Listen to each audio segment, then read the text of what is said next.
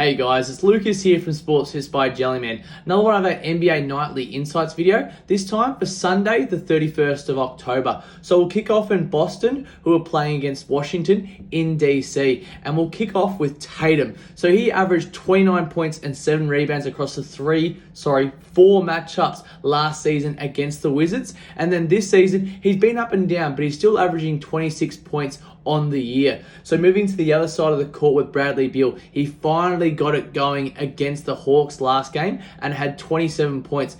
And against the 4 matchups last season against Boston, he averaged 36 points and 8 rebounds. So look out for Beal and Tatum to both have big games for that early morning game for us here in Australia. And last but not least, on that same side of the court, K.Kuzma, 8+ rebounds in all 5 games this season and 8 rebounds against the Celtics in his last game against Boston.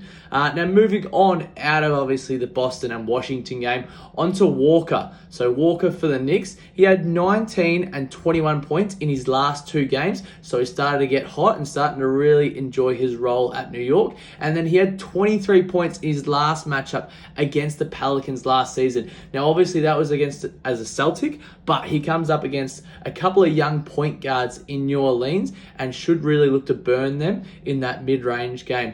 Now, off to OKC here. So SGA, Shai Gilgeous-Alexander, he had 30 points a few days ago against the Warriors, and his last 3 matchups, he's had 29, 6 and 3, that 30 points against Golden State, and then 27, 9 and 5. So that was his last 3 matchups. They were obviously all at home, so he goes on the road to Golden State, and we'll see how he fares on the road, but he's had some good games of late. Last but not least, the big man in Utah, as I should say, R.Gobert. He had 16 points and 14 rebounds in all 4 games this season, so plus actually that mark. And then against the Bulls last season, if I can spit it out, he had 21 points and 10 rebounds, and then 19 points and 13 rebounds across those 2 matchups. So with Vucevic being the only big with now Williams out in Chicago, look for big Rudy to dominate down low. And I noticed with his sort of pairing off and on, obviously coming off the bench, on the bench,